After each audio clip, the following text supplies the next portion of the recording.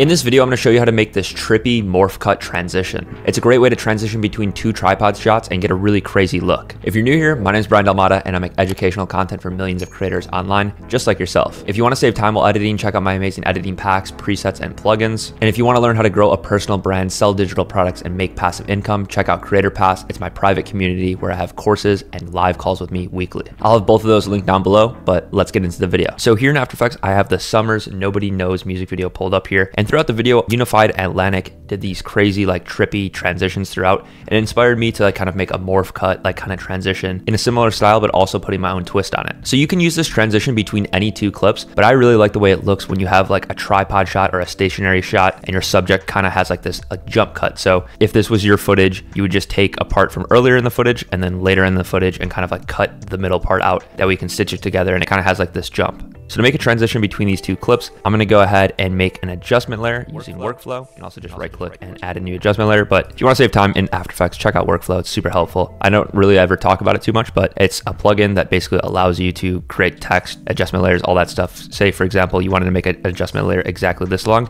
just click on it and click adjustment layer and it makes it exactly that long. With that being said, let's go ahead and add on Sapphire Distort Chroma and let's add that onto our adjustment layer. You can see it's going to do some crazy stuff. We're going to go ahead and drag this amount down close to like 0.1. You can kind of see what it does to your footage. Once you get to 0, it doesn't do anything. When you go to the right, it does like this like blue chroma, and if you go to the left, it does like this kind of like red chroma. This is gonna be like the peak of our transition. So let's go ahead and like make it a little intense, but nothing too crazy. For us, all depends on your footage, but like 0.15 looks good. And let's just go back like 5 frames, 1, 2, 3, 4, 5, and then change that value to 0, and then do the same thing over here, 1, 2, 3, 4, 5, and change it to 0. Now this is kind of the base for the transition, and you can really get creative and mix and match effects in any order. For transitions like this, I like to use a lot of the Sapphire Distort effects, so anything under this Distort folder, also inside of Red Giant Distort, and even just the built-in Distort inside of After Effects. I think I'm gonna bring on Optics Compensation. I always really like adding this on transitions, and just checking reverse lens distortion a little bit, keyframing that. Let's go ahead and press U to see our other keyframes, and we're gonna make both of these 0. And I'm actually gonna bring this above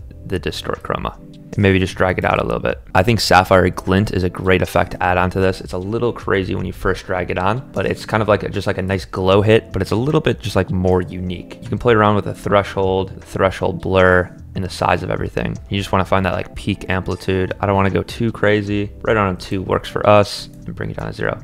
It just makes the lights in frame just kind of like glow. I want to make it flicker a little bit before it gets to the peak amplitude. So to do that, I'm just going to go through, go a frame forward, and then add a keyframe, go a frame forward, add a keyframe, basically all the way until we're at the peak amplitude. And then I'm just going to go reverse. So this is going to be the brightest. I'm going to go ahead and change the brightness to 0. Then I'm going to leave it here, go back a frame, add it to 0, go back a frame. And you can kind of see how this is going to like flicker a little bit now. I'm also going to add on radial blur. I think that just kind of helps sell the transition and like the movement of it. Let's go ahead and keyframe the amount to 10 at the peak, and then go ahead and bring that down. And we probably need to move that keyframe just to last like a few frames. So maybe like 2, and then be done in 2 as well. And if you want to get fancy with it, you can keyframe the center, and before the cut, have the keyframe kind of be on Summers up here, and then after the cut, be down here. And maybe we can extend this just a little bit, like 1 more frame.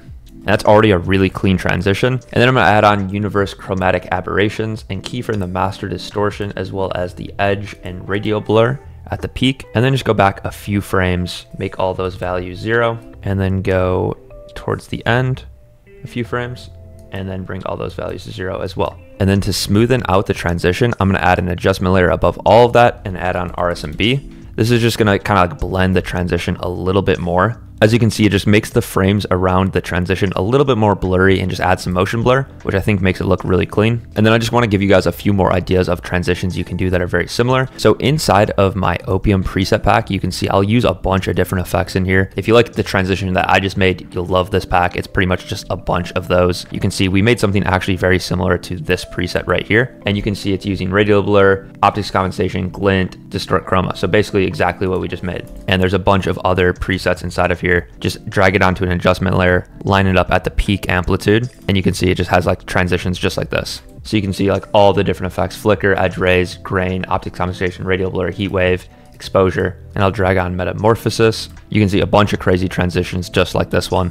I'll have all these presets linked down in the description. They also have textures where you can kind of just drag on stuff and get some crazy looks. If you have Sapphire and Universe, I'd highly recommend that pack. Use code OPIUM5 at checkout and get $5 off your order. But that's pretty much the whole transition. Play around with Sapphire distort effects, Red Giant distort effects, and then also just the built-in After Effects distort effects. All of those in combination can give you some really cool, like trippy morph cut transitions. If you made it to the end of the video and you're not already subscribed, be sure to do that. I upload videos like this all the time. If you want to save time while editing, check out my amazing editing packs, presets, and plugins. Just like this OPM one, there's a bunch of other editing packs on my website, as well as Creator Pass. It's my private community where I teach you how to grow a personal brand, sell digital products, and make passive income. There's courses and weekly live calls with me. I'll have everything that I just talked about linked down in the description. But that's all I got for you guys in this one.